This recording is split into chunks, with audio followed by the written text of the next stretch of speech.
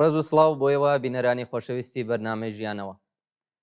ئازیزان لە بەرنامەیەم جارەی ژیانەوەمان بە دوواداچوون و باسێگەکەین لەسەر کاریگەریە بەرفراوانەکانی زیندان لەسەر ژیانی زیندانیەکان و بنەماڵەکانیان. بە درێژایی مێژوو زیندانەکان هەمیشە شوێنێک بووە بۆ بەندکردنی ئەو کەسانەی کە بە هۆکاری جۆراوجۆر لەوانە سیاسی و کۆمەڵایەتی دەست بەسەرکراون. ئەم شوێنانە نەک تەنها کاریگەریان لەسەر ژیانی زیندانیان هەبووە بەڵکو کاریگەری قۆڵیان لەسەر کۆمەلگا و داهاتووی وڵاتانیشە بوو. لە پشت دیوارە بەرزەکان و دەرگا پۆڵاینەکان زۆر چیرۆک و بەسەراتی تاڵ هەن کە کاریگەریان لەسەر چارەنووسی مرۆڤ و کۆمەلگا هەبووە. لە ژیانەوەی ئەم جارەمان لەگەڵ دوو میوانی عزیز قسە دەکەین کە ئەزمموی بوونیان لە زیندانەکانی کۆماری ئیسلامیدا هەبووە و شاید حاڵی ئەشکەنجە و زیندانی درێژخایەن و تەنانەت ئەعدامی بەندکراوانی دیکە بوون. هیوادارین بە بیستنی چیرۆکی ئەو کەسانە بتوانین لە قوڵایی کاریگەریەکانی زیندانەکان لەسەر ژیانی خەڵک تێبگەین و باشتر لە ڕۆڵی زیندانەکان لە پێکهاتنی دۆخی کۆمەلگا تێبگەین. دوو میوانی عزیزمان لەگەڵە هاوڕێ سانان محەممەدی هونەرمەند و چالاکی سیاسی و هاوڕێ فەریدان نەفیسی چالاکی سیاسی. هاوڕێیان بەخێربێن، سپاس بۆ ئامادەبوونتان. زۆر سپاس، منی سڵاو ڕێزم هەیە بۆ ئێوە و میێوانی بەڕێستان و هەروەها بینەران و سپاس بۆ ئەو کاتێک کە بە منتاندا. زۆر سپاس، سڵاو بۆ ئێوە وها بۆ فەریدە خانم و بۆ بینەرانی تلڤیزیۆنی کۆمەڵە. زۆر سپاس. ئەڵبەتەوە بێژم من زیندانی سیاسی نەبووم، باوە ڕۆشنەوە بێتە لەوەڵە. بەڵێ هاوڕێ فەریدە نەفیسی وەک پێشتر زیندانی بووە لە زیندانەکانی کۆماری ئیسلامی. زۆر سپاس بۆ جەنابەت هاوڕێسانان بوو. کاکسانان یەکەم پرسیار لە بەڕێستانەوە دەست پێ یەکەم. ئێوە بەگشتی زیندانەکان ئێران چۆن دەبینن و هەڵسەنگاندنتان لە بارەیانەوە چییە؟ ڕاستیەکەی چکە بەر لە زیندانەکانیان پێویستەکان وەکو ڕوونکردنەوە شتێک بێژم. بەرحاڵ هەموو سیستمی حکوومەتی بوو ئەوەی کە خۆی بستەپێنێ بەسەر کۆمەلگا پێویستی بە مەجموعەیەک ئامرازە. یەکێ لەوانە زیندانە. زیندان لە کشوەرگەل مختلفە بە شێوەهای جۆراوجۆر لە دنیا. زیندانگەل معروف لە دنیا وەک زیندان مەسەن دۆلفینی ڕەشی رووسیە یا مەسەلەن گوانتانامۆی ئەمریکا یا لە ئەلسالڤادۆرا مەسەن زیندانێکیان دروست کرێ 40,000 نەفەرەگرێ بۆ خەلافکارگەل اجتماعی بۆ قاتڵگەل و نازانم چی و چی. لە ڕواندا، لە ئارژانتین، تایلەند، کنیا، لە تقریبا لەدامێژی هەموو کشوەرێک زیندانی تیا دروست بووە. بەرحاڵ هەموو جۆرە ئستفادەیەکیشی لێ دەکەن، بە تایبەت لەو کشوەرگەلا بانگەل گەورەی قاچاقچی هەستین مواد مخدر و هین ئینسان و یا بەسڵاح کەسگەلێکە بەشەر ئەکوژن، ئادەم کوش هەرفەین یا بانگەل ئاتەم کوژیانەس یا بانگەلێکە بۆ قەتڵ و تەجاوز و نازانەوە لەو جۆرەشتانە زیندانگەلێک گەورە و بەناوبانگ هەن لە دنیا ئستفادەیان لیان کردگە. بۆ نسبەتە لە ئێرانیشە وەکو وڵاتێک هەر لە کۆنەوە زیندان بووە و بەداخەوە ئەوەیە کە لە وڵاتانی ترا زیندان بووە بە جێگەی نگەهداری خەلافکارگەل اجتماعی و قاتڵین و فلان لە ئێرانە زۆرتر زیندان بۆ استفادەی سیاسی کریاگە. هەر لە زەمان قەجەرەکانەوە مەسەلەن بەرەو ئەملا لە زیندان بۆ بەستنەوە و خاموشکردن دەنگەل مخالف و دەنگەل سیاسی استفادەیان کردگە. هەرچەند لە وڵاتگەلێک وەک نۆروێژە یا لە ئەڵمانە زیندانگەلێکن کە حتا بۆ خەلافکارەکان بۆ ئەو قاچاقچی و فلان ئەوانە نەوعێکتر لە زیندانیان لە خۆیان ئێرائداوە کە بە شێوەیەکی ئینسانیتر تەک بەشەرەکانە تەک ئینسانەکانە بەرخورد بکەن. بەڵام لە کولا وەکو ئێران ئەرزم کرد لە خەمەتانە لە کنارەوەی کە حتمما ئینسانگەل خەلافکار لە جامعەیشە هەن، بەڵام ئەوەی کە بۆ بەندکردن و خاموشکردن سیاسیەکان استفادەیان کرێت کەمتر بۆ خەلافکارگەل اجتماعی استفادەیان کردگە. مەسەن لە دەهەی 60 لە 2 مانگە هەزاران دانە ئینسان سیاسی و زیندانی سیاسیان کوشت و لە گۆڕستانگەلێکا بە شێوەی دەستە جەمعی ئەوانیانە چاڵ کرد وەک بابێژین خاوەرانەکان و وەک کافرستانەکان لە قڕوە و لە کرماشان و لە فڵان فڵانە ئستفادەیان کرد بە شێوەی دەستە جەمعی گشتیانیان کردە چاڵ. لە کنار زیندانیشە کشوەرەکان بەتایبەت ئەو کشوەرگەلە کە حکوومەتەکانیان دیکتاتۆریین سازمانگەلێکتر ئەتلاعاتی و جاسوسی و زەدە جاسوسیان لە کناریا دروست کردگە هەر بە بۆنەی مۆزوع سەرکوبەوەی لە خلافکارێکی اجتماعی ڕاحەت ئەتانی شناسایی بێت و ڕاحەت دەستگیر ئەوێت و لەخەرە بە هین خۆیەگەی بەڵام زۆرتر هەدەفەکان هەدەفی سیاسی بوون لە ناو ئێرانە بۆ کۆنتڕۆڵکردن یا لە ئینقلاب ژینا بە قسەی خۆیان زیاتر لە 120,000 نەفەریان گردۆ خستیانە زیندان و بە تەعاهد و بەچی و بەچی کەسکەلێ ئازاد بوون یا مەجموعەیەکی زۆریان لێ ئەعدام کریا و ئێستەیشی لەگەڵا بێ بە ژنوب پیاوە مەجموعەیەک زۆر لە دنیامەکان لە ئێرانە هانە زیندانە. واتە میشە وەک بەشێک لە دەستگای سەرکوت زیندانەکان بەکارهێنراون لە ئێرانە بۆ وتان بۆ بێدەنگکردنی دەنگی ناڕازیان و زیاتر سەرکەوتکردنی کۆمەڵگا. ئەو واقعیەتێکە هیچ ئەم لەو لایکی تیانە بەڕاستی تواشە جامعەی ئێران کە لە ئێرانە لە جێگەی کە ئەشێ ئەرازڵ و ئەو باش لە زیندانا بن ئەرازڵ و ئەو باش ئەجیرەکەن بۆ سەرکوت مبارزگەل سیاسی بۆ سەرکوت دەنگەل ناڕازی لە سوورەتێکە خودی ئەو ئەرازڵە ئەشێ جێگەیان ناو زیندانا بێت و لە زیندانا نیگاداری بکرێن. حتا لە ناو زیندانەکان ئێران مەسەڵەن ئەگەر ئەحیانەن پێش بێت و کەسکەلێ قاچاقچی یا بانگەلێ بگرن جورئەت بەرخورد عەمەڵیانتێکیانە نییە. من مەسەڵەن شەهیدکاوە زەمانێ لە زیندانا بوو ئەیوت کە مەسەڵەن دوانە سەرۆکباند لە زیندانا بوون کە حکم ئیعدامیان دریاگە و زیاتر لە 10 ساڵیشە لێ نەدانشکن و حکوومەتیش ناتانی هیچ کارێکە تادیدیان کردگە وتیانە لە پاسەبانێکە و لە سەروازێکە و تا قازیەکە هەر کەسێک لەم جەریانە دەخیل بێ حکم بە خانەوادەکانیان گشتیانە بژی بۆیە نەیان تانیگەی ئەعدامیان کرد و حتا ئەو 5 ساڵ لە زیندانا بوو بە شایەت عینی مۆزوعەکە بووێ لە زیندان و مامەڵەکان خۆیانیانە کرد و کارەکانیشیانە چوە بەرەوە. ئەلاکولین زیندان لە ئێرانە بەشی هەرە زۆری زیندان و سیستمەکەی لە کولە بۆ خاموشکردن دەنگی ناڕازی و دەنگی سیاسی استفادە لێکریادا. بەڵێ زۆر سپاس بۆ بەڕێستان دەمە لای هاوڕێ فەریدە. هاوڕێ فەریدە بەڕێستان وەک ژنێکی زیندانی دەڕووی ئەزمموی شخصی خۆشتانەوە بفەرمونون کە ژنانی زیندانی ڕوبەڕووی چ کێشەگەلێک دەبنەوە واتە ئەفسەر و پاسەوانانی زیندان چۆن مامەڵەیان لەگەڵداکردوون و ئێستاش کە هەرەکرێت. بەڕاستیان پێم خۆشە بەر لەوە پرسیارە بێتە بەرەوە کە بۆچی زیندان. گاندی ژێ وەختێک کە حکوومەتێک سیستمێک نەتوانێت لە تواناییان نەبێت کە جوابی نیازی وڵاتەکە و مردمەکەی بداتەوە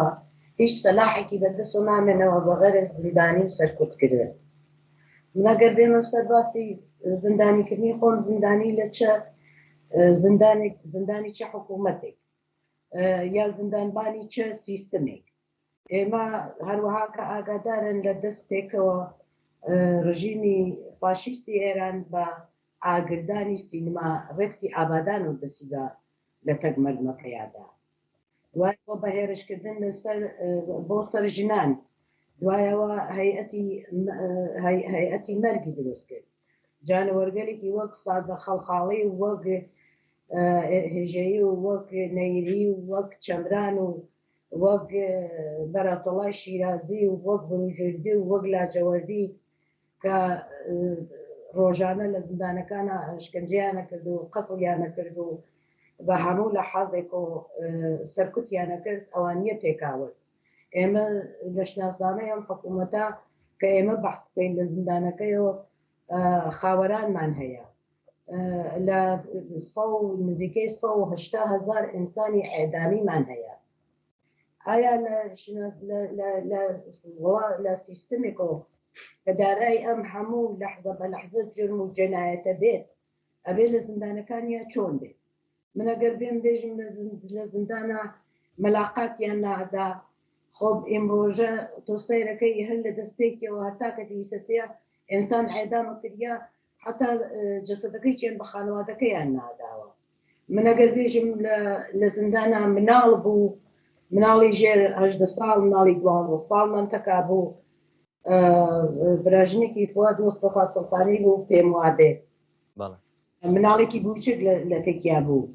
مناڵی بچکمان لە تەکا بوو دێ ئیمڕۆژە تۆ سەیرەکەی هەر مناڵ لە ماڵ عامە ئەعدامەکە. من ئەگەر بێژم خورد و خۆراک نەبوو ئیمڕۆژە مردم لە بەرچاو عاڵم لە بەرچاو دنیاوە خورد و خۆراکێک هەر لە جامعی ئێرانە بۆ بەشێکی زۆر لە مردم نییە. یعنی ئەو لە لەحاظی ڕۆحی و ڕەوانی و جسمی و شکنجە لە زیندانە بێئەمان بووە. منتەها ئیسا لەو سەردەما بەو ئیختلافۆکە لەو سەردەما هیچ کاناڵێکی خەبەرڕەسانی نەبوو هیچ ارتباطێک نەبوو ئێفشا نەبووەوە. ئیسا زۆرتر بووە ئیسا حتا ئەو ئەشکەنجە و ئازار و ئەزیەتکردنەی نەتەنیا لە لاو زیندانەکانە ئیمڕۆژ لە خیابان ئایکا. ئیمڕۆژ عەمەڵان بە چاوی ئینسان شریکەکە.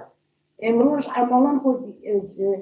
ڕژیمی ئاخوندی ئێران هیچ کاتێک ئابای نەبووە لەوەی کە من شکنجە ناکەم من ئەعدام ناکەم من ناکوژم. هەردووێکە خامنەی قسەی لەسەرەوە کە دەیوت دیسانەوە پێتان وان نەوێ اختشاشی مەسەلەی ژنان و ئەمانە دەست پێ بکاتەوە و بەناو دفاع لە ژن و لە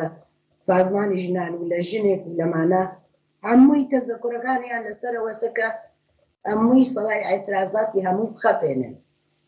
هەمووی لە بین بووە هەمووی سەرکوتکەن. ئەو شتێک کە لە زیندانە ئەگوزەریان لەو کاتاوە ئیسێژە گوزەرێ ئیمڕۆژ بە ئاشکار لە بەرچاو دنیاوە لە ناو خیابانەکانە هیچ تەفاوەتێکی ئاوان نییە کە تۆ ئیمڕۆژە لە خیابانە تەرەف هەڵەگەڕێتەوە کاسەی ماس ئەکاتە سەر ژنێکە. ئێمڕۆژ تەرەف هەڵەگەڕێتەوە فیلمەکانی ئەبینن مرەتەبەن کە چۆن گوری ئێرشاد و خاهەر زەینەبان ئەڕژن بە ملکە نژێکی جوانە لە ناو خیابانە ئەیکێشن لە بەرچاو عاڵەم و لێ ئەدەن لە ناو قەتار و مترووە ژنی جوان ئەگرن و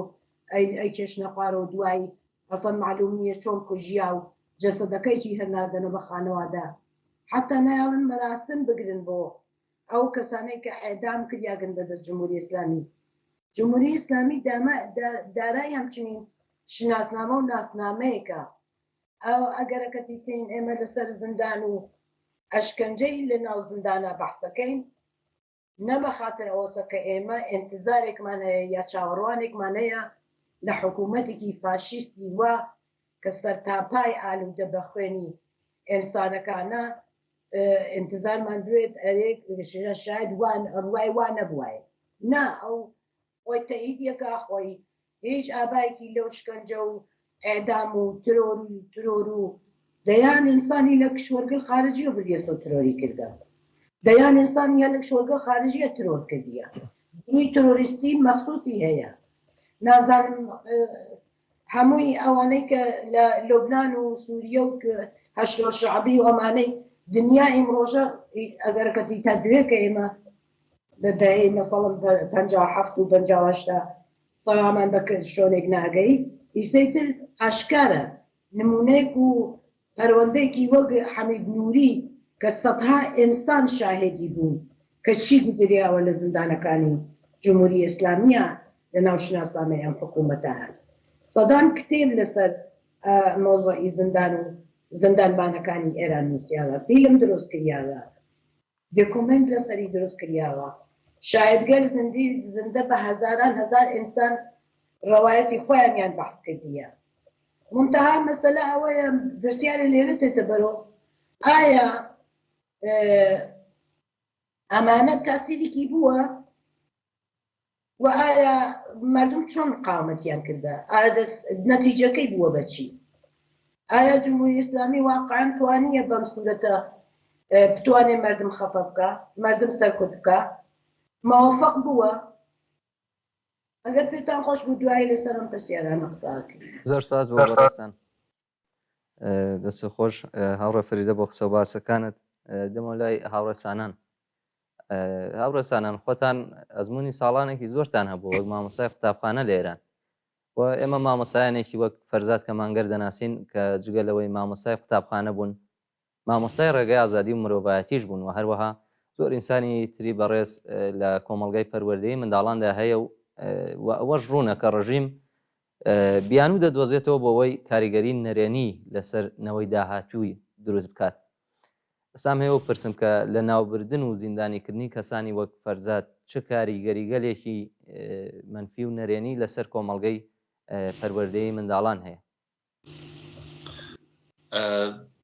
بەر لەوە ڕێک بچمە سەر مەسەلەی معلم و فەرزاد پێم باشە چکت تەسیر زیندان لە ناو جامعە هەم لە جەهەت منفیەکەیە و لە دوو جەهەتە من فکرەکەمەوە زیندانەکان عەمەڵەن خەریکن کارەکەن لە لایەکەوە لە نەزەرا بگرین خەلافکارگەل اجتماعی ئەگرن و ئەیان خەنە زیندان. ئایا زیندانەکە هەروە کە فەریدە خانمیشی سە ئیشارە پێکرد ئایا زیندانەکە ئەتانێ ئەو نەتەسیر کاتە سەر ئەو ئینسانە کە ئەگەر ئەحیانن ئازاد بوو ئیتر ئەو ڕێگە نەگرێت؟ عەمەڵەن سابت بوو بە پێمان کە نا ئەگەر جوانێکی بێ تەجروبە بیگرن دەفعەت بیخەنە زیندان بە کولێک تەجروبە تێدە دەرەوە کارەکەی ئەمڕا حرفەیتر تاقیبە کات و ئەچێ بە شۆنیا. ئەگەر باوکێک ئەگرن ئەیخەنە زیندان بە بۆنەی مەسەلەن داوایەکەوە مەرافعایەکی خیابانیەوە یا بە بۆن مواد مخەدرەوە مناڵەکەی ڕێگەکەی باوکی ئەگرێت. بۆیە گەرەکمە بێژم لە باری ئیجتماعیەکەیەوە متاسفانە هیچ تەسیر مثبەتێکیان نەتانی گەدانن. بەرحاڵ دلیلی شتێک ئاموزشێک وجودی هەست نا دلیلیش مشخصە لە لای ترۆتە وەختێ هیچ ئیمکانێکی دەرامەد و کار فراهەم ناکەی بۆ جامعەکەت جامعە خود بە خۆت سەوقە دەرگێت بەرەوە مەسەلەی خەلافکردن ئیسا بە هەر شێوەیەکی بێت و متاسفانە هیچ شتێکیش وجودی نییە بۆ ئەوەی کە ئەم مۆزوعە حەل بێت. لە لایەک تریشەوە مەسەلەی ئینسانە سیاسیەکانە ئایا زیندان تانیگە مخالف سیاسی کەمەوە کاتەوە لە ئێرانە ئەو ژواوەکەی تانی ڕەحەت بێژی نا هەر لە زەمان حکوومەت پالەویەوە تا حکوومەت جمهوری ئیسلامی و تا ئەم لەحزە وابەیەکە قساکەین زیندانگەل جمهوری ئیسلامی هەمیشە پڕ بووگە لە فعالگەل سیاسی چە ژین و چە پیا و جالبی هەلەوە خانەوادەیەکە کەسێکیان نەکەفێتە زیندان بەخیەی خانەوادەگەی بە ئفتخارەوە لە مۆردی قساکەن. ئەگەر ئەحیانەن ئەو کەسێک کە ئەکەوێتە زیندان مناڵی بێت مناڵەکەی بە ئفتخارەوە ڕێگەکەی باوکی یا دایکی ئەگرێتە بەر بە عنوان ئەوەی کە ئەو ئینسانگەل لە ئینسانگەلی ڕۆشن و ئاگاهن و ڕێگەی کە هەڵیان بژارگرە ڕێگەیەکی دروست بووگە و قەتعەن زیندان نەتانیە خەلافکارگەل اجتماعی کەمەوە کاتەوە نەتانیە ساگەل ئینسانگەل مخالف خاموش کات. لە ئەوەی کە فەرمایشتان کرد بەحسی معلم و شەید فەرزاد کەمانگەروانە ئەو مشخصە لە جامعای ئێرانە ئیسم مشخصن لە مۆردی قسەکەین و لە کوردستانە معلمگەل هەمیشە نەخشە بەرجستان بووگە. لە مامۆ تەوفیقگەلێکە زمانێک معلم بوون لە دێهاتەکان کوردستانە وەفرێ معلمگەلێکە زمانێ بوون بە ئەوەڵین کەسگەلێکە دەنگیان هەڵبڕی بەرزت حکوومەت پالەوی و دواتریش بەرزت جمهوری ئیسلامی و حتا ئەوە واوەتریشون کە چەکیشیان هەڵگرت بە بەرزت حکوومەت جمهوری ئیسلامی بەشێکی هەرە زۆری معلمەکان بوون. من مەسن مامۆ تەوفیقم مثالدا لێ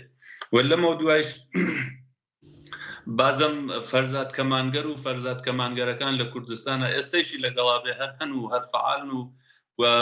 معلم چرایەکی ڕۆشن هەمیشە ڕۆشنە بە ئایندەیەکە ئومید ئات کە مناڵگەل ئێمە و جوانگەل ئێمە لە ئایندا بەهۆی ئەو معلمە دڵسۆزگەلەوە بەهۆی ئەو معلمە فداکارگەلەوە کە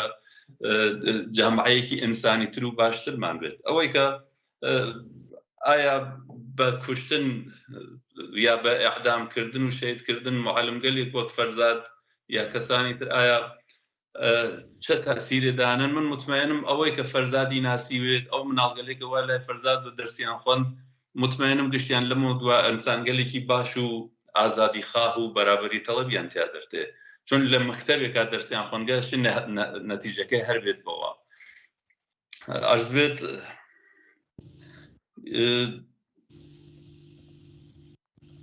بەهەرحاڵ لە نەهایەتە من فکرەکەمەوە دووبارە تکرار یەکەمەوە کە معەلمگەل لە جامعەی ئێران و لە جامعەی کوردستانە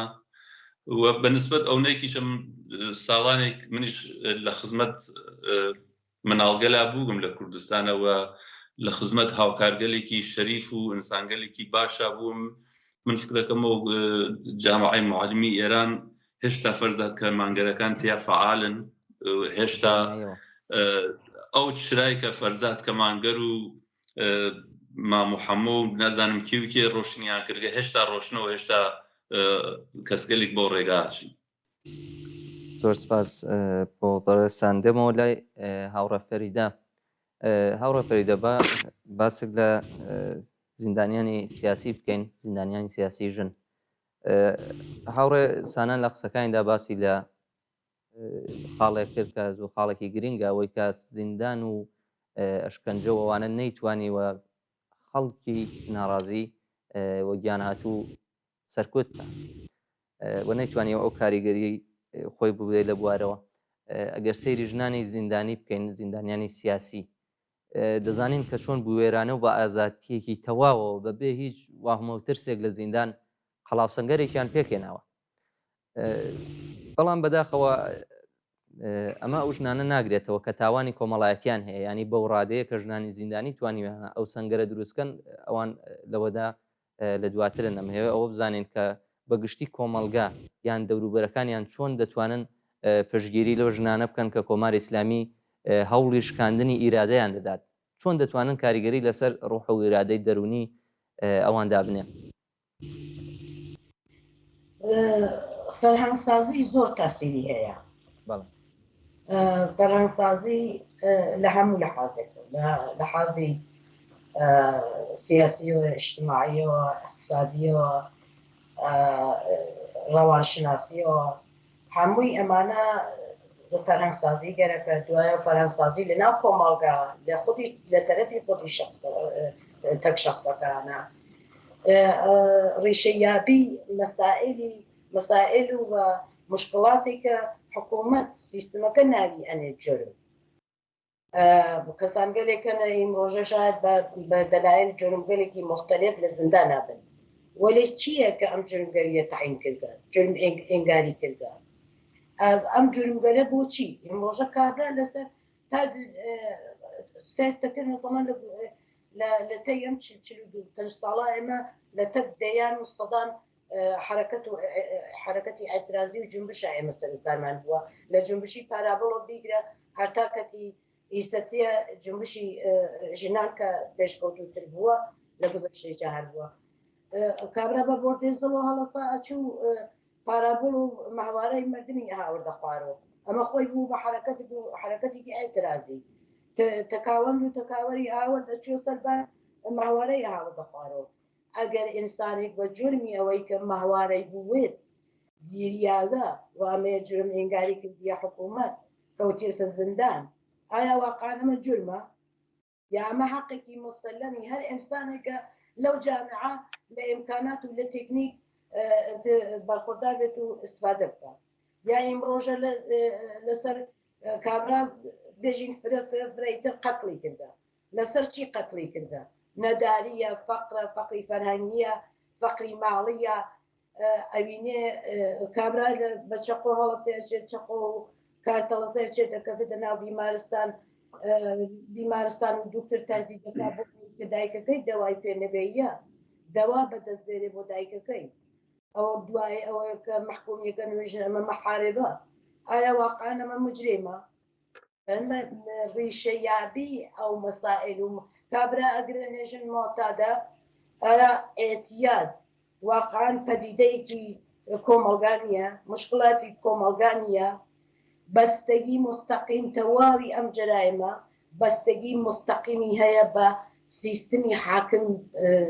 حاکمی جامعە، بە سیاسەتەکەیەوە، بەوەی کە تو وەختێکە معتادێک ئەوینی دوو معتاد سێ ئینسان کە بە مەوادی مخدر گرفتارن، کەسێکە بینی کە دزی کردە، کەسێکە بینی کە بەخاتر مەسائلی نازانم حەواڵە و ئەوانەی چەکی بێمەحەل و ئەمانە کەوتێتە زیندان، کەسێکە بینی لە زۆر زۆر ئاسان دەوای نییە چێت یا ئیمکاناتی ماڵی نییە چێت دزیەکە، ئەمانە هەموو سیستمەکە مقەسرە، ڕیشەی ها لە خودی سیاسەتی غەڵەتی سیستمەکەەوە، فەرهەنگسازی لە موردی ڕیشەیابی ئەم مشکڵاتەوە گەورەترین کۆمەکە بۆ ئەو ئەفرادی کە مەسەڵەن ئەوینی مشکڵی مەوادی مخدری هەیە کەوتێتە زیندان، پێی وایە حکوومەتەکە سیستمەکە وا پێسەلمانیە کە ئەمە تۆی کە فاسدی، ئەمە تۆی کە ئەخلاقی تۆیە کە فاسدە، ئەمە ژنی تۆیە کە تۆ خراپی، جنسیەتی تۆیە خوا تۆی وا خەڵق کردیە کە خراوبی کە فاسدبی، لە سوورەتی کە ئەمە نەپشتوانەیەکی علمی هەیە نەواقعەن منطقیە، لە سوورەتێکە ئەزانەی کە وەختێکە 4 نەفەر لەو معتادایە 4 نەفەر دەستیا 4 نەفەر بە جەرایمی تر کە ئێمە لە کۆمەڵگا ئەیبینی، ئەمە فقط دیدنی قەترێک لەو دەریاسە، 99% لە مشکڵەکە و لە ئەساسی ئەم مەسائلە مەخفیە، نایبینی، وەکو مەوادی مخدر ساڵانە هەر چەند ئامار و ئەرقام و ئەمانە لە جمهوریە ئیسلامی هیچ ماناو مەفهومێکی نییە، هیچ وەختی بە درستی لە مۆردە قسە ناکات، ئامارێکی درست نادا، وەلێکانێ نزیکەی 32 میلیارد دلار ساڵانە لە ڕابطە لە تەک مەوادی مخدرە لە جامعەی ئێرانە ڕەدوبەدەڵە بێت، کێ ئەیکا؟ ئەو فەرهەنگی جامعە کە یەک نەفەر معتاد دەبینێ تەوهینی دەکات، تاحقیری ئەکات، بایکۆتی ئەکات، ارتباطی لێ تەکا ناگرێت، پێی وایە کە ئەو غەڵەتی ئەوە باشە ئەم 32 میلیارد دلارە کە ساڵانە ڕەدوبەدەڵ ئەبێت، ئەم هەموو باندە گەورەی قاچاق و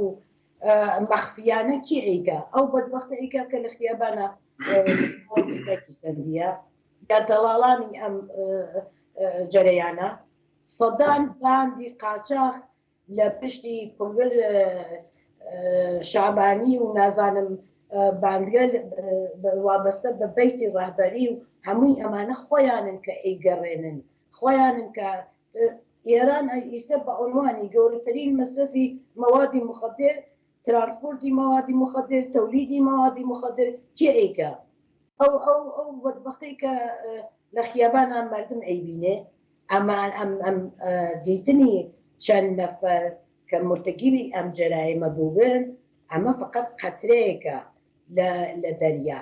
بەقیەکەی شاراواز، بەقیەکەی باندە، بەقیەکەی سیاسەتی وڵاتە کەس، سیاسەتی حکوومەتە کەس کە لە پشتیە، باندگەل خۆیە کە لە پشتیە، خۆی ڕەدوو بەدەڵیەکە، خۆی تەولیدیەکە، خۆی ئەیفرۆشێ، یەکێ لە هەدەفەکانی چیۆزە کە پێخۆشە مردمەکە معتاد بن، مردمەکە دز بن، مردمەکە قاچاقچی بن کە بە ڕاحەتی شەیانگرێژی ئەمانە خراپکار بوون، ئەمانە بەخاترەوە ئێدام کردیە، بەخاترەوە مەسەلەی سیاسی نێتە بەرەوە، بەخاترەوە تەرەف واقعاً خودی واکنشێکی کە کابرای کە ئەچێت دزیەکە، کە ئەچێت معتاد دەبێت، کە ئەچێت دەست بە خەلافەوەدا بۆحرانێکە لە ئینسانە بەوجودێ، ئەم بۆحرانە ئەیگەیەنێ بە سەردەمێکە ئیتر چارێکی نامێنێتەوە، هەڵ ئەستێت دەست ئەدا بە حرەکەتێکەوە کە ئەو حرەکاتانە جیاوازیە لە من تا فەردێکی تر جیاوازیە، من بە ناو ئێ واکنش نیشانەدەم، شخصێکی تر بە ناو ئێ واکنش نیشانەدا، ئەوەی کە واکنشی سیاسی نیشانەدا ڕێگەی هەڵبژاردیە کە بە ئێتراز ڕێگەیە، کە ئاگاداری ڕێگەیە، کە بێم بە شێوەیەکی منتەقی بەرخۆرد بکەم و مبارزە بکەم لە تەک ئەم مشکڵاتە، ئەوەی کە دزی ئەکا بۆحرانی ئەو ئینسانەی بەو دەرەجە گەیانیە کە بەو شێوە عەکسوڵەمەڵ نیشان بە لە حاڵ حازە بۆ من ئەمانە بەڕاستی نا تەفاوەتێکی ئاوای لەتر بەرخوردێکی زندانی سیاسی و زندانی عادیە ئیتر نەماوە ئەو بۆ شێوە خەریکە بەرخورد دەکات و عەکسوڵەمەڵ نیشانەدا کە بۆ ڕژیمیش ڕاحەتە ژێ دزێکم گردیە محکوم کردە بە زندان یا ئێدام یەکەم یا هیچ کەسێکی کۆمەڵ فەرهەنگی کۆمەلگاکەیش بۆ سوورەتە ئیجازە نادا متەئەسفانە کە بێت دیفاعی لێ بکەیت کە کابرایکە قەتڵەکات تۆ بێت دیفاعی لێ بکەیت هەموو ئەمانە بە نەفعی سیستەمەکەس بە نەفعی ئەو حکوومەتە سەرکوتگەرەسە وەگەرنا ڕیشەی تەواوی ئەم جرم و جەنایەتە خودی سیستەمەکەس خودی حکوومەتەکەس ئەبینی تۆ سەر کە ئیمڕۆژێک تۆماتیز لە ئێرانە کیلۆ 40,000 تمەنە ئەی باشە بۆچی مەوادی مخدر لە مەوادی غەزایی هەرزانترە بۆچی ڕژیا لەسەر لە هەر کوێنێگا تۆ بڕی بەتوانی مەوادی مخدر تەهیەکەی ولی ناتوانانی دەوا تەهیەکەی ولی ناتوانانی خۆراک تەهیەکەی ولی ناتوانانی دەستغەسی دوێ بە تەحسیڵ ولی ناتوانانی کار ئیجاد بکەیت تا کارت بێت و کارێ پەیاکەیت ئەمە سیستمەکە نیە ئەمە کیە ئەیکات ئەگەر مۆتەرێزیش من ئەگەر بکەفنە زندانیش ئەمانە مجرێ من کی ئەم جرمیە تەعین کردیە یعنی خودی سیستمەکە ڕۆژانە جرم تەولید دەکا جرم ئەنگاری ئەکا هەر لە نەفەسکێشانەوە نەفەسکێشانی یەک ئینسانەوە تاکە تینوکی پای جرمێنگاری کردگە یعنی ئینسانێکی لە حیات مەمنوع کردیە جرمە ئەم جرمە تۆ نازانم خوێنی جرمە کار بکەی جرمە ئێتراز بکەی جرمە نازانم ڕووسەری نەبێ بەسەرەوە جرمە ئێتراز بکەی جرمە کە بێژی بابەگەن ئەم ملەتە بۆچە بێکارن هەموو ئەمانی جرمێ شتێکەیە لەو جامعایی ڕۆژە جرم نەبێت بەنابەر ئەمە کۆمەڵگاشی ئامادەگی ئەوەی بوێ کە ئەگەرەکەتی فەریدە کەوتە زیندان ئەمە مشکڵی فەریدە نییە ئەمە مشکڵی کۆمەڵگاست ئەمە مشکڵی سیستمەکەس ئەگەر ئیم ڕۆژە بۆ سامان ئەو ئێتفاقە پێشاتیە سۆزی بۆ کوڕەکەی منیش پێشتێ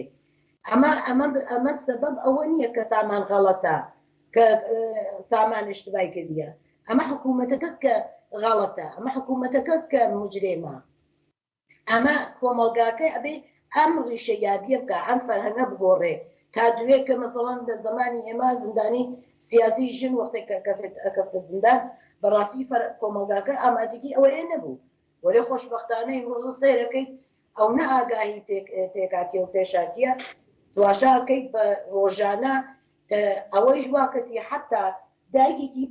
پیر تێدە دایستار باشتی تێت دفاعەکە لە پەخشان عەزیزی لە نازانم لە توماش ساڵحی لەوانە ڕۆژە ئاگا بووەسەوە هیم ڕۆژە خۆشبەختانە هیچ کامێن لەو بۆکوش و تهدید و تعزیب و ئاوارەگی و ئێدام و شکنجە و ترۆر و ئەمانەی ڕژیم نەتەنها تاسیریکی نەبووە بەڵکێ ڕۆژ بە ڕۆژ ئێترازات زۆرترە ڕۆژ بە ڕۆژ مردم زۆرتر تێنەمەیان ڕۆژ بە ڕۆژ ژنان زۆرتر تێنەمەیان ڕۆژە جنبشی ژنجیان ئازادی نەتەنیا لە ئێرانە لە تەواو دنیا دەنگیداسۆ ئێمڕۆژ بەحسەکەیە لە خودی ئێرانە لە ناو خودی ئەو ڕژیمە لەسەری قسە بکرێت و بە جنبشی زەن زندگی ئازادی ئشارە نەکرێت ئێمڕۆژ بەحسێک لە تەرەفی خودی ناو ئەو حکوومەتی چۆ ئایا مەترع ئەکرێت کە ئەوەڵی بە مەسەلەی بەر لە مەحسا و دوای مەحسا ئشارە نەکرێت ئەمانە خۆشبەختانە ئێمڕۆژ شایەتەکە درۆسە و حکوومەتێکی هار وەختێکە ئیتر پەڕووباڵی بە تایبەتی ئیسە جمهوریە ئیسلامی کە پەڕووباڵی لە هەمولایەک و قەت کریاگە ئەو نەتر هار ئەبێ لە زمانی شەڕی عێراق و ئێرانە دوای شەڕی عێراق و ئێرانی چەروای کرد دەستیدا بە ئێدامیکی 100,000 نەفەریەوە ئیزێکی کە پەڕووباڵیشکارە ئەم فشارە زۆرتر ئەکاتەوە مطمئن بن وەلێ کامێ مردم ئاگاهی خۆشبەختانە و ئاگاهیان پەیا کردە کە ئیتر لام ترس و هەڕەشە و گۆڕەشە و ئێدام و بەندوق ساتە هیچ ئەسەرێکی نەبێت بۆیان بەڵێکەوەتە من وەڵامی جنابتان وا وەرەگرم بۆ پرسیارە کە ئەرکی تاکو و ئەرکی کۆمەلگا و دەوروبەری ئەو دەوروبەریەکانی زیندانیان چییە لە مەڕپاراستن و ئاگاداری لێبوونی ئەوان دوو خاڵی گرنگی یا قسەکە وەڵامەکەی جەنابەتی یەکەوەی کە تاک بە تاکی کۆمەلگا ئاگا ببێتەوە وە کە بە خۆشحاڵیەوە زۆر کۆمەلگا بە پێی ئەو لێکدانەوەی کە بڕێستان کردن لە بەرامبەر پێشووترە زۆر پێشڕەوی کردووە لەو بوارەوە و ئەوە کە کۆمەلگا و ناوەندەکانی پەروەردە لێرەدا دەست پێشخەر بن و کۆمەک بن و ئەرکی پاراستنی ئەوانیان ببێەوە دووهەمیش کە بەڕاستی زۆر مهمترە لەوە دیتنەوەی ڕێشەی کێشەکان کە بەحسان کردێەوە زانین ئایا ئەم زیندانانە کە هەیە ئەم هەموو تاوانانە کە هەیە ئایا ئەم تاوانانە لەکوێوە کراون بە قانون کێ کردوونی بە قانون و خەڵکیان لەسەرگیرێ ڕێشەی کێشەکان بدۆزرێتەوە بنبڕ وەکرێەوە خەڵک لە ڕووی سیاسیەوە پێشتر چارەسەری ئەم کێشەیە بکە دواتر دێنەوە سەر و بابەتە هاوڕێ فەریدە حەزەکەم یەک دوو پرسیاری تر هەیە لەو بوارەوە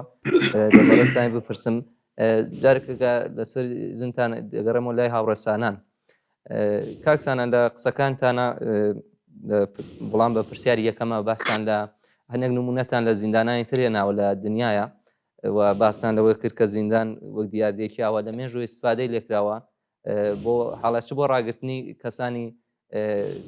ئەوانەی کە توش تاوانی کۆمەڵایەتی بوون ئەوانەی لە ڕووی سیاسیەوە وەک ئامرازێکی سەرکوت بەکارهێنراوە زیندانەکان ئەمە لێرە باز لە نمونێکی تایبەت پێین وە ئەوە بە هەندوەر بگرین بۆ پرسیارەکەمان مانگێک لەمەوبەر زیندانی سیدنایە لە سووریە شکێنرا ئەمە دەنگدانەوەیەکی زۆری لێکەوتەوە ئەوە ڤیددیۆ هەواڵەکانی ئەوە لە زۆربەی میدیاکانی وڵاتەکاندا بڵاوبەوە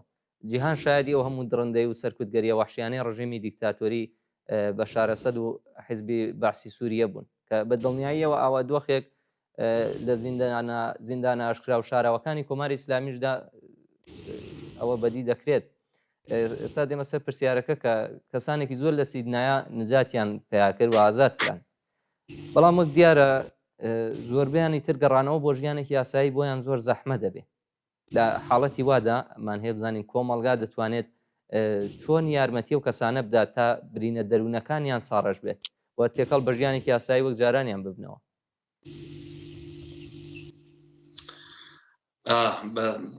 شتێک باشۆ مەسرح کرد مەسلەی زیندان سیدنایە ئەتانی من حەزەکەم چکیل لە مۆرد زیدنایە و قسەکەم و دواتریش تێمە سەر ئەوەی کە چۆن یارمەتی ئینسانەکان بدرێت ئەیژین حافز ئەسەد سیدنایە بنیاد ناو بەشاری کوڕی ئێدامەیدا و لە ساڵ 2014 تا 2023 اطلاعات ئێران و سپای قودس ئیزافە بوو بە تەجروبەگەل و سەرکوبگەل و شکنجەگەل و ئەعدامگەل زیندان زیدنایە هەروواکە خۆشتان ئیشارەتان کرد فرەی ئەسناد کەفکەسە دەرەوە کە لە 2014ەوە بەرەو ئەملاو ئێران و بەتایبەت شەخص قاسم سلێمانی چەند نەخشێکیان بووگە لە سیدنایە و لە زیندانەکان سووریا نەتەنیا فقط بۆ خودی سووریەکان فرێک ئەسناد دەرکەفکە کە زیندانیگەلێکیان بووە لە ئوردنەوە لە لوبنانەوە لە فلستینەوە لە حتا لە ئێرانەوە بەرحاڵ زیندان سیدنایە ئەگەر مقایسەیەکن تەک زیندانە خراوەکان دنیا ئەوەڵی بێڕکابەرە تا ئەم لەحزە شاید لە داهاتوە ئەگەر جمهوری ئیسلامی بڕوخێ کە هیوادارم لە داهاتوویەکی نزیکا بڕوخێ شاید لە ئێرانە زیندانگەل و وەزعیەت گەلێکتر و ئەسنادگەلێکتر بێتە بەرەوە کە بێژین ئەمانیشە وەنە سیدنایە بە هاڵچۆن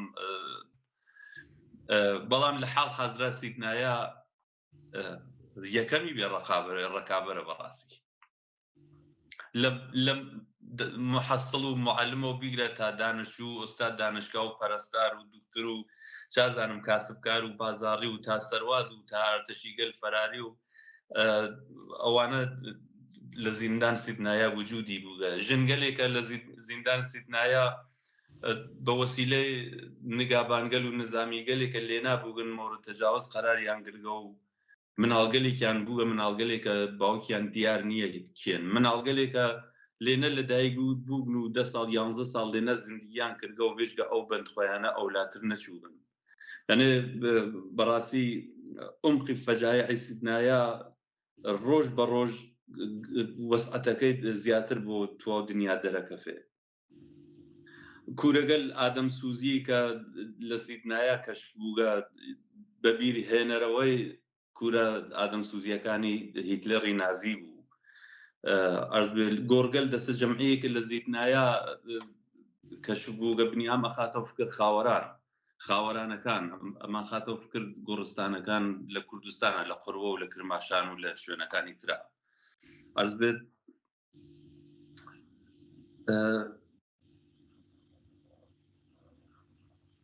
حتا زیندانی گەلێکە لەناو ئەو زیندانە بووگن لە زەمان باوک بەشار ئەسەدا زیندانی کریاگن و ئیمڕۆ کە ئازاد بووگن حتا شتێک بەناو بەشار ئەسەد ناناسن زیندانی گەلێکە هەر ئەوەنە لە مەحدودیەت و مەحرومیەتە قەرارگیریاگەن کە حتا مۆبایل و ئرتباط گەل جەمەی ئیمڕۆ ناناسن بێگانەن کامەڵان تەکیا ژنێکە مەسڵێژم لێنە ئازاد بووگە ئیمڕۆ دوای 30 و چەند ساڵ هاتکەسە دەرەوە حافزەیەکی بۆ نەماگەسەوە نازانێشی چی بکە فرێک لەو زیندانیگەلە دووچاری فەراموشی بوون شاید ئازادی واقعاً خراوی بۆ ئینسان گەلایزە چون نازانن هاتک نەستە دەرەوە ئیسا ئازاد نەشێت چە بکەن جێگەیەکیان نییە بڕن زیندانیگەلێک کە خانەوادەکانیان نابوود بووگە هیچ کوێنێکیان نییە ڕوو لەکوێ بکەن ئەرز بێت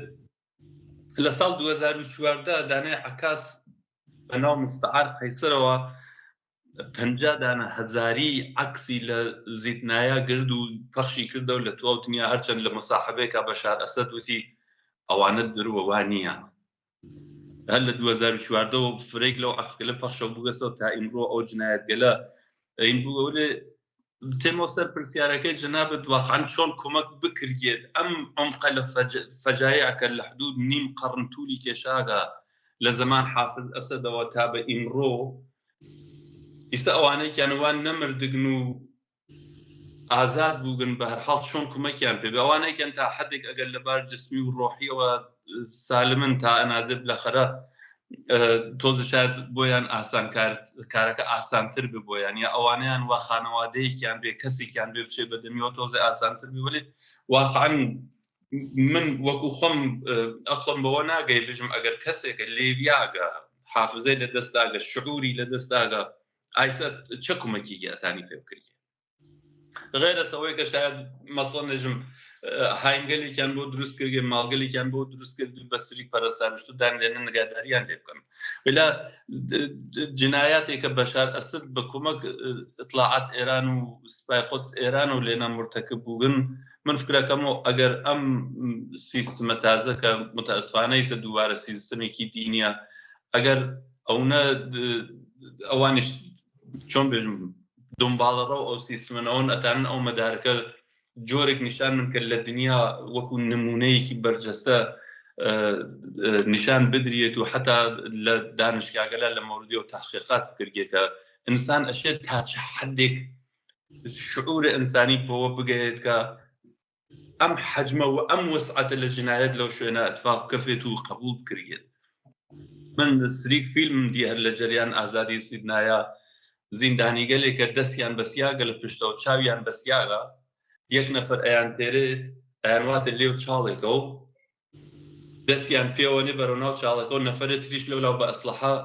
ئالیان هەر لە نەگیانیان دەرەکە ئەگەر تیرەکەیشی خەتارچێ چۆن کەفتێسە خوارەوە بەدەمەوە کەفتێچێت لەبانەوە ئەنێ پێ و ئەیکوژێت و لاخریشە و ماشینێک مکانێکی بۆڵدزێر شتێک تێرن خاکانە ملیانە مەسڵ مەجموعەیەکی زۆر لەوانە بەداخەوە بۆ جۆر اتفاقکە بکە بەڵێ ئێرە و فیلمانە شەری ساڵی 2014 و ئەوانە بوو لە شەڕی ناوخۆییە کە سەرکوتی ناڕازیانیان پێکرا بۆ شێوەیە لە زیندانەکانە هێنرانە دەرو بە کۆمەڵ کوژەکان وایە لە جەریان ئینقلاب عەرەبی لە سووریا زیاتر لە 500,000 نەفەر بنیام کوژیاگە ئەم 500,000 نەفەر بەشێکی هەرە زۆریان لەناو ئەو کوورە ئادەم سوزیگەلا سووتیان حتا لەناو گۆڕە دەستە جەمعیەکانیشە نین بۆیە حەجم جنایەتەکان یانە لە تەسەوەر ئینسان بەڕاستی فرە بها لەبانترەوە ئەو نە لە سەتحێکی گستردا هەست یارمەتیدان من هیوادارم ئەو ئینسانگەلێک وا ئیمڕۆ لە سووریا ئەدامەی ژیانیان ئان ئەو ئینسانگەلە تێفکرن کە سیستمێکی تری دووبارە مەزهەبی و دیکتاتۆر نێنەوە لە بانسەر خۆیانەوە عەلەمی بکەن. ئەوڕا ئەگەر سیستمێکی مەزهەبی شیعە بوو ئەم ڕایسە بوو بەسە لە حاڵ حاضرە سیستمێکی مەزهەبی سونی کە ئەتانێت لەوان عمق فەجایعەکە فرەتر بێ. تۆ سێرمان کرد گشتمان دیمان تۆ ئەو دنیا دی ژنگەلێکە ژنێکە 35 ساڵە لێ نابووە 7-8 ئەنە مناڵی بووە معلوم نییە کێ باوکیانەوە و ئەم چۆن دایکیانەوە ئەنێ قەلب هەرچێ ئینسانی باشەرەفە تێرێتە ئێش بەڕاستی. ئەگەر یەک زەڕە تەعەسوبات خۆیان بنە کنارەوە لە مردم سووریا، ئەگەر یەک زەڕە گۆشەشایەکن لە ڕۆژاوا لە شماڵ سووریا لە کوردستان سووریا ئەتانن بەعنوان نمونەیەکی باش وتە چۆن یارمەتی بدرێن. بەنەزەر من ئەگەر سووریا و مردم سووریا ئەو شعور لە خۆیان و نیشان بن کە ڕۆژاواکەنە نمونەی بۆ ژیان خۆیان، ئەوە گەورەترین یارمەتیە بۆ گەورە و بچکو بە شیعە و بە سونە و بە مەسیحی و بە کورد و بە گشتیانەوە لێنا گەورەترین یارمەتی ئەوێ هەم بۆ خۆیان و هەم بۆ مرۆڤایەتی. ئیتر لە ڕێگەی سووریا و لە ڕێگەی تورکیا و تەرۆریست نایێت بەرەو ئوروپایش. ئیتر سووریا ناوێتە جەولانگەی ئەتلاعات ئێران و سوپای قودس ئێرانی. ئیتر سووریا ناوێتە پەناگای حیزبوڵای لوبنان بۆ حەمڵەکردن بە کشوەرێکی تر. من فکرەکەمەوە ئەوە ئەتانێک گەورەترین یارمەتی و گەورەترین هەم بۆ خودی مردمە سووریا و هەم بۆ دنیای ئیمڕۆژی لە هەر کوێنێکا بێ فەرقی ناکات. هەڵێ زۆر سپاس هاوڕێسانان. هاوڕە فەریدا بەپێی گرنگیە کە ئەو پرسیارەکە بۆ هاوڕێسانان بوومەر بۆ بەڕێزیشتانە هەمێ بزانم ڕای ئێوە چیان، چونکە هاوڕێسانان زۆرێک نمونەی بەڕاستی دڵتەزێنی باس کرد لەو نەهامەتی کە ڕووی داوە لە زیندانی سیدنایە. هەیە لە نظر ئێرهۆشەوە بزانین کە ئەو کەسانی کە ئازاد بوون یا وای دابنین لە دوا ڕۆژی دوای نەمانی کۆماری ئیسلامیە کاتێک ئەم زیندانیانە دوارە دێنە دەرە و تێکەڵ بە ژیانی ئاسایی ببنەوە، کۆمەلگا تاک ناوەندەکانی پەروەردە ئەوانە هەموو بەنەوەی خۆیان چه ئەرکێکیانەکەوێتە سەرشان و ئەبێت چی بکەن بۆ کۆمەکردنی ئەم زیندانیانە. زۆر سپاس بۆ هاوڕێستان بە نکاتی زۆر مهم ئشارەی کرد. قەزیەکە لە فەردا نییە، لە گروێکا نییە، لە یارمەتیدانی فەردێک بۆ فەردێک نییە. یارمەتیدانەکانیش جیاوازی هەیە، لە فەردێ بۆ فەردێکی تر فەرقەکە. لێرە پێژین ئیندیڤیدوێل ئەو کۆمەکە کە مناسبی شخصی منە ممکنە بۆ شخصێکی تر کۆمەکێک نەکات. کۆمەکەکان و یارمەتیەکان زۆر جیاوازیە. قەزیەکەش قەزیەیەکی کۆمەلگاس، قەزیەیەکی سیستمە. تۆ یەک نەفەرکە لە زیندانە 30 ساڵ لە زیندانە بۆ وەختێکە تێتە دەرەوە ئیستا دەتێت ئەو جامایەکە بێگانەست، هیچ ئاگاهیکی نییە، هیچ هینێکی نییە لەو جامعە کە چی بووە. کابرا بە قەول معروف کابرا لە زیندانە تێتە دەرەوەشتا نازانێ کە ئەمە ئەسەدە باوکی ئەسەد نییە. فیلمێکی دا لە ساڵەکانی 57 و 58 بوو، زیندانیکیان شکاند بوو، زیندانی سیاسیکیا بوو. چون زیندانی سیاسیەکان ئازادکەن، زیندانی سیاسەکان ناهاتنە دەرەوە، باوەڕیان ناکرد، دەرگاکانیان باس کردووەیان بابا ئینقلاب بووە، هەڵسن بێنە دەرەوە، ئازاد بوون، خۆیانە چون دەرگاکانیان نەبەستۆ، لەناو زیندانەکە دانیشتبوو. تا ئەو حەدە ئەمانە زەربە ئەبینن، تا ئەو حەدە کە واقعاً مشکڵاتەکە ئەو نەحادە. کۆمەکێکی شخص کە وەکو فعالێکی سیاسی، وەکو فعالێکی مەسائلی کۆمەلگایی ئەمانە فقط ئەتوانێت دەردەکە بەیانکات، فقط دەتوانێت بێژی ئەم مشکڵاتە هەیە، من هیچ وجودم هەیە چیم لە دەستبەرتێ تاکەتی من بیکەم، وەلێ دارای قدرەت و ئیمکاناتێکی وەسیعی وەکو ڕەوانشناس و وەکو پزیشک و وەکو دایرکردنی مەراکزێکی مهم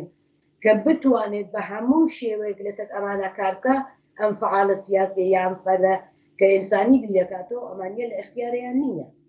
ئەمانە پێویستیان بە مەراکزگەرێکی مهم مەراکزگەلێکە مرتبەن لە تەک ڕەوانشناسە سەرۆکاریان بێ من زمانێکە هاتمە سوێد هەتا 2 ساڵ تحتی هینی ڕۆداکوش بووم لێنە لەسەر من و لەسەر شکنجەگەرێکەکە لە زیندانە کردیان نەتەنیا وانەی کە لە زیندان ئێڤینە بوون لە تێکیانە کارە کردیان ئەو وەختە یەکێ لەوانەی کە مەسەڵەن هەمیشە یان پرسییانوە چی ئەتوانێ کۆمەک تۆ بکە من بۆ خۆم من ڕێگەی خۆم پیا کردە ڕێگەکان جیاوازیە یارمەتیەکان جیاوازیە پۆکی ئێژم لە شخصێک بۆ شخصێکی تر فەرق دەکات وتم من ڕێگەی خۆم پیا کردە من نەزانم چۆن لە تێکیان مبارزەکەم من ئەگەرەکەتی ئەم قەزیە فرامۆژ نەکەم و ئاکتیو بم و مبارزەی خۆم ئێدامە بەم ئەمە گەورەترین ڕێگە حەلە بۆ من کە من پێم وایە ئەو هەدەفەی کە بوومە شکست نەدریاگم تەسلیم نەبووم لەسەری ئەتوانم بڕۆمە ناو جامعەی ئێرەیچە بەیانیکەم دەردەکە بەیانکەم سەڵای چوان نەفەرتر بگەێنم لە مەوردی و بنووسم لە تەک ڕۆزنامەکان عێراق قسە بکەم ئەنجومەن و ڕێک خراوێک و پەناگای دروستکەم بۆ ئەمانە هاواری ئەمانە بگەێنم ئەمانە گشتی خۆی ئەم شێوە جیاوازیەلە ئەتوانێت بۆ نەفرێک بە دەردخوا بۆ نەفرێکی تر نەتوانێت کۆمیکی بکە بەنابەر ئەمە کولی کۆمەڵگا ئەگرێتە بەر کولی کۆمەڵگایش وەختێکە ئەگرێتە بەر یەک نەفەر کە ئێدامەکردێت هیچێک نەبێت شارێک دووچاری مەسائلی ڕۆحی و ڕەوانی ئەبێت ئەوە نییە کە فقط ئەو یەک نەفرە ئێدام کریاگە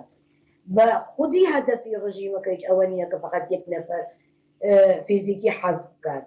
کولی ترساندنی چاوی ئەوان ترچ ترساندنی کۆمەڵگا کەس ترساندنی هەزاران ئینسانی ترە بەنابەر ئەمە ئەوانیشە زەربە ئەبینن بەس بە احتیاجی بە ڕەوانشناس بە پزیشک بە کۆمەڵگاناسین بە مەراکزگەلێکی زۆر گەورە و تەوانا کە پشتوانەی علمی بێت لە تەک ئەمانە کار بکات بە شخصی وەکو فەرد تۆ ئەتوانی زۆر رابطەیەکی عادی لە تەک ئەمانە بێت لیان نەپرسی چونکی زۆر بۆیان سەختە کە ئەمانە چ تێکرارکەنەوە زەمانیان بەی پێ کە خۆیان قسە بکەن بە مەیلی خۆیان ئەگەرەکەتی زەمانێک تا ئەو ئامادەگیان پیا کرد زندانی ئێرانیچ زندانی سیاسی یار زندانیکی تر لە ئێرانی چار بۆ جۆرە ئینسانی کە مەسەڵەن بردیانە شەلاقیان لێداوە هاوردیانە ئەخەنە ناو زندان یا سۆزی ئازادە بێ ئەبێ چۆن لێ بپرسی چۆن گوزەریا چی بوو ئەمە زەربەیەکی زۆر گرانەدا لەو شەخصە وێڵیکەن بە حاڵی خۆی فقط ئەوەی کە محبەتی پێ بکریە فقط ئەوەی کە واقعاً ئارامشی پێ بدرێ ئەم کاتیە بەن پێ کە ئەو بۆ خۆی ئەو زەمانەی کە بگێت مطمئن بە لە هەموو شتێک قساکات وە کۆمەکی خۆشی خۆی کۆمەک خۆیەکە چون زۆر مهمە کە شخصەکە ئەو هەستەی تیا بوێت کە کۆمەک قبول کات و ئامادەگی بوێت ئامادەگی خۆی ئەیلام کات بۆ ئەوەی کە کۆمەک وەربگرێت ئەرێ ئینسانێک وەختێکە ئەو ئامادەگیە نەبێت هیچ بەژەی شێوەیە تۆ ناتوانانی کۆمەکی بکەیت درست زۆر سپاس بۆ بەڕێز هاوڕێ فەریدە بەڕاستی من یەک دوو پرسیاری تریشم بوو بەڵام کاتی بەرنامەکەمان ڕوو بە کۆتاییە زۆر سپاس بۆ ئامادەبوونتان هیوادارم توانین لە داهاتووە دووبارە لەسەر ئەم بابەتە وەک درێژەی ئەم باسە لە بەرنامێکی تر لە خزمەتانە ببین دووبارە بەڵام ئێستا کاتی بەرنامەکەمان هاوڕێیانی وتاقفەرمان ئەڵێن کە تەواو بۆ زۆر سپاس بەڕاستی بۆ ئامادەبوونتان بۆ قسە بە نرخەکانتان قبوڵی زەحمەتتان کرد سپاس بۆ هەردووکتان زۆر سپاس هاوڕێ یان ڕاستیەکەی من لەگەڵ ئەوەی کە ماڵاوایتان لێکم یەک جملەیش حەزەکەم بێژم لە ئاخر بەرنامەکە و ئەویش ئەوەستا ڕووی دەمم ئەەکەم لە ئەو ئینسانگەلووە لە ئێرانە کار بەدەستن و لە هەر شوێنێک کە کار ئەکەن و بەرحاڵ بە جۆرە لە جۆرەکان وەستن بە سیستمە حکوومەتیەوە سیرکەم بزانم بەشار ئەسەد و سیستمەکەی چی پێهات سیرکەم بزانن ئەو ئینسانگەلەوە بە مردم و ملەتەکەی خۆیان خەیانەتیان کرد چە بە ڕۆژیان هات بەکوێ بردیان گەیاندیان بەکوێ بۆیە ئێوەش جزۆ خەڵک ئێران و خەڵک کوردستانن کارمەندێکی بووگی بە بەسیج فەعال نازانم مدیر ئیدارەیەکی مەجبوری ئیطلاعاتە هاوکاریکەی بوێنن ئاخر ڕۆژ و دوا ڕۆژەکان سیستمە دیکتاتۆریەکان چەی لێ تێت و خۆیان ئەو چەند نەفەرە لەبانەوە ئەتانن ڕاکەن بە وڵاتێک ترا و ئێوە ئەمێنەوە و مردمێک کە دڵیان خوێنە بۆیە هیوادارم بە خۆتانە بێنەوە و هیوادارم پوڵ و منافع شخصی تا ئاخرین حەد و تا لەپێی پەرتگاکەتان نەوات هیوادارم بگەڕێنەوە باوەش مردمەکەتان زۆر سپاس بۆ ئێوەیش بەڕێستان منیش سپاسی هاورەسامان و ئێوەی عەزیز و تلڤیزیونی کۆمەڵە و هەروەها داوای پشتیوانی بۆ ڕۆژاوا و پشتیوانی بۆ پەخشان عەزیزی و ریشەی مورادی هەموو زیندانیانی سیاسیەکەم زۆر سپاس بۆ ئێوە بۆ تلڤیزیونی کۆمەڵ هەربژین زۆر سپاس بۆ ئامادەبوونتان بەڵێ بینەرانی خۆشەویست بەم شێوە گەشتینە کۆتایی بەرنامەی ژیانەوەی ئەم هەفتەیەمان بە میوانداریەتی لە دوو بەڕێز بن هاوڕێ سانان محەممەدی هونەرمەند و چالاکی سیاسی وە هاوڕێ فەریدە نەفیسی چالاکی سیاسی کە لەگەڵماندا بوون وەسپاس بۆ هاوڕیانی هاوکاریشم کە یارمەتیان داین بۆ زەفتکردنیان بەرنامەیە سپاس بۆ ئەوەی بینەری خۆشەویستیش کە تا بە کۆتایی لەگەڵمان بوون تا ژیانەوەیەکی تر ماڵاو